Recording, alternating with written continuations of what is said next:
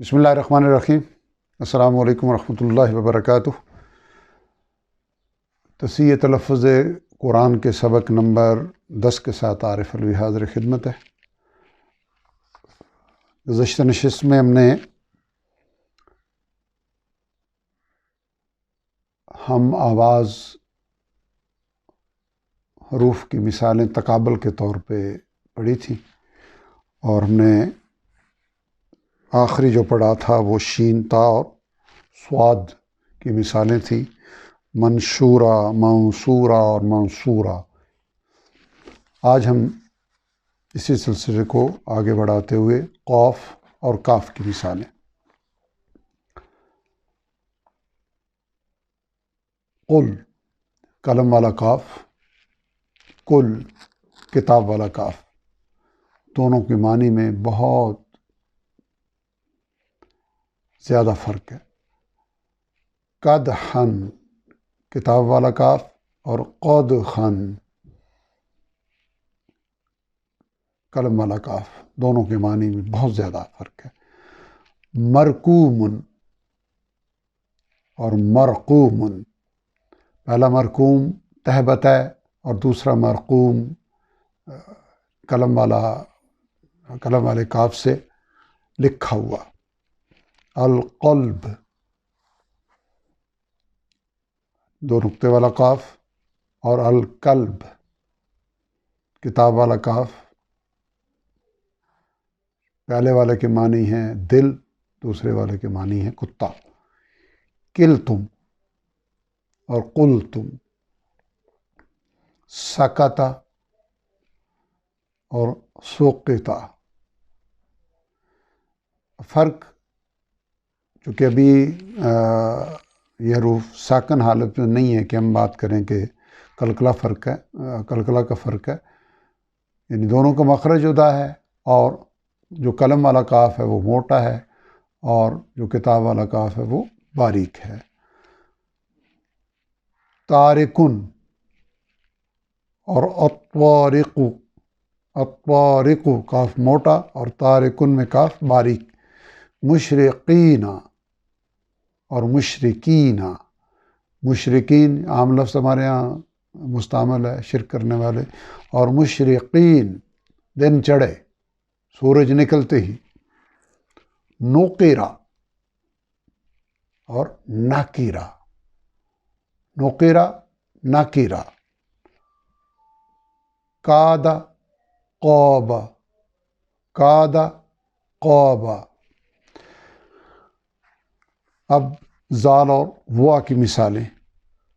یونظرون زال اور یونظرون وا موٹا، زال باریک، دونوں کا مخرج ایک ہی ہے، زال باریک ہے اور وا موٹا ہے۔ اب زال اور ضاد اور اسی طرح زال بھی ہے ذرعن اور زرعن، زا کے ساتھ، زال کے ساتھ، ذرعن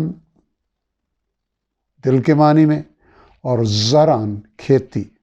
ورن ضاد، ورن ذاقت زال کے ساتھ اور ذاقت، پہلے ذاقت کے معنی ہیں چکھا، یعنی اس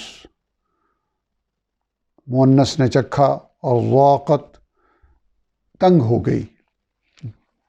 تو گویا اگر ہم ضاد کی جگہ زال پڑھ دیں گے، زال کی جگہ ضاد پڑھ دیں گے، یا زال کی جگہ زا پڑھ دیں گے، قاف کی جگہ کاف پڑھ دیں گے، تو معنی کے اندر تبدیلی ہونے سے لفظ بدل جائے گا، اور لفظ بدلنے کا مطلب ہے کہ منشاء الہی قرآن حکیم میں اللہ تعالیٰ وہاں کچھ اور فرما رہے ہیں۔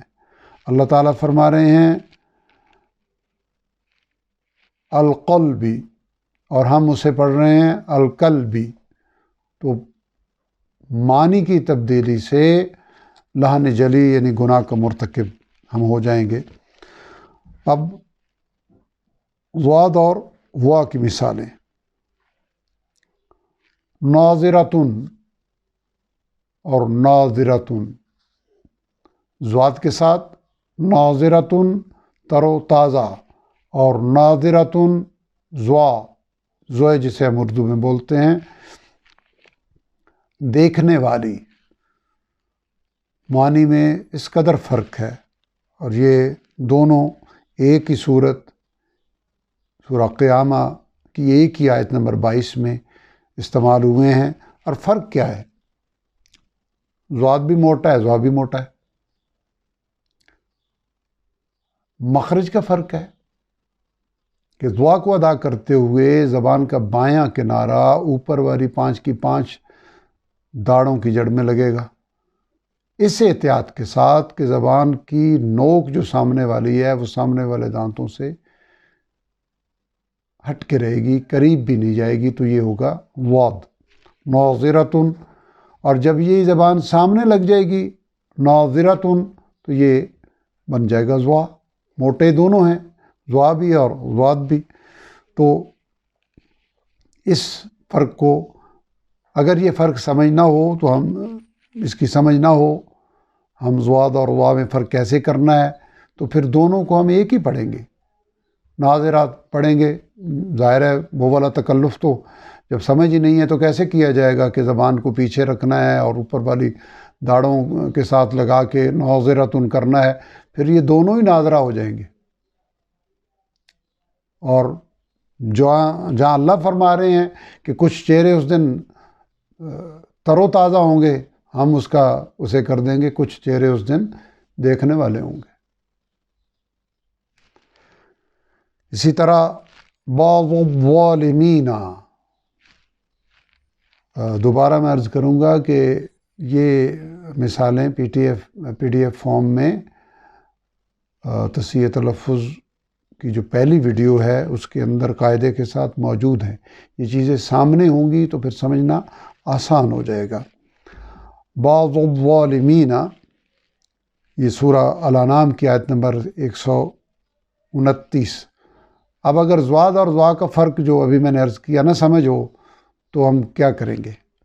बाज़-ज़ालिमीना, दोनों जगह ज़्वा यानी ज़ोए पढ़ेंगे। बाज़-ज़ालिमीना, यग़ुज़्ज़ु-ज़्वालिमु, यग़ुज़्ज़ु-ज़्वालिमु, ये फ़र्क ना पता हो तो क्या होगा? यग़ुज़्ज़ु-ज़ालिमु, दोनों जगह पे हम ज़्वा पढ़ेंगे या ज़ा पढ़ देंगे, जो भी आगे चढ़ गया वो पढ़ा जाएगा।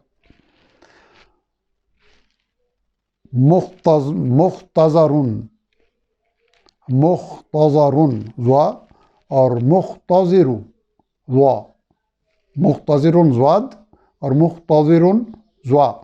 पहले ज़्वाद के साथ मुख्तज़िरुन, ये भी एक ही सूरत, आयतें अलग अलग हैं। सूरह नंबर 54 गालिबन सूरह कमर की आयत नंबर 28 में है मुख्तज़रुन ज़्वाद और मुख्तज़िरुन ज़्वा यानी उर्दू वाला ज़ोए। वल्ला, वल्ला ज़्वाद के साथ, यानी ज़बान को अगर हम सामने वाले दांतों से पीछे रखें और ऊपर दाढ़ों की तरफ बाएं की दाढ़ों के साथ किनारे को लगाएं, ज़बान को ऊपर उठा दें, तो अगर कुछ कमी भी रह गई तो ये ज़्वा नहीं होगा, वाज़ हो जाएगा। वल्ला और वल्ला, वल्ला ज़्वा के साथ। इसी तरह ये ज़ाल के साथ भी है, ज़ल्ला। अब ज़ा यानी ज़े और वाद, यख़्ज़रूना ज़ाल के साथ, यख़्ज़ुरूना ज़्वाद के साथ, यख़्ज़रूना ज़ाल और यख़्ज़ुरूना ज़्वाद। ज़रअन और औज़ुदा, औज़ुदा, ज़ीज़ा, ज़ीज़ा, ज़ीज़ा, ज़्वाद और ज़ा। पहले में था ज़्वाद और दाल, हमारे यहाँ कुछ इसको वलद्वालिन पढ़ते हैं, कुछ वलद्वालिन पढ़ते हैं, तो ये मिसाल उनके लिए है। औज़ुदा दोनों जगह पे अदोदा हो जाएगा। अब ता और तो, अत्तीन ता के साथ यानी ते के साथ الطین طوا کے ساتھ، ایک کے معنی ہے مٹی اور ایک کے معنی ہے زیتون۔ الطلاق تا کے ساتھ یعنی تے، الطلاق ایک کا معنی ہے یوم الطلاق ملنے کا دن، اور ایک کا معنی طلاق جو میاں بیوی کے درمیان واقع ہوتی ہے۔ الطلاق، اب یہ سمجھنا ہوئی تو دونوں جگہ پہ یا تے والی طلاق ہو جائے گی یا دونوں جگہ پہ توے والی طلاق ہو جائے گی۔ مستورہ سین کے ساتھ، سین تو دونوں جگہ بھی ہے، تا کے ساتھ تے، مستورہ اور مستورہ طوا کے ساتھ۔ تابہ اور توبہ، تابہ توبہ، تابہ توبہ معنی میں بہت فرق۔ طبتم اور طبتم، طبتم اور طبتم طوا کے ساتھ۔ تارکن الطارق، تارکن الطارق، تطعوہم، اب یہ تا اور طا دونوں اکٹھے ہیں، تطعوہم لمبتلین، مبطلون، مبتلین اور مبطلون، طا اور طا کا، اور تا اور طا کی مثالوں پہ آج کا سبق ہم ختم کرتے ہیں، کل انشاءاللہ العزیز ثا اور سین کی مثالیں انشاءاللہ ہم پڑھیں گے۔ رب ذوالجلال ہمیں قرآن حکیم کو اس تلفظ کے ساتھ پڑھنے کی توفیق عطا فرمائے جس تلفظ میں رب ذوالجلال نے آپ کے قلب اطہر پر نازل کیا، آپ کی زبان مبارک سے وہ ادا ہوا اور صحابہ اکرام سے لے کے اسلاف امت کے ذریعے ہم تک پہنچا، تاکہ ہم قرآن حکیم کے اس لفظ کو اس طرح پڑھے جو مفہوم رب ذوالجلال کے ہاں ہے۔ رب ذوالجلال ہمیں قرآن حکیم کو سمجھنے، عمل کرنے اور دوسروں تک پہنچانے کی توفیق عطا فرمائے۔ وآخر دعوانا الحمدللہ رب العالمین۔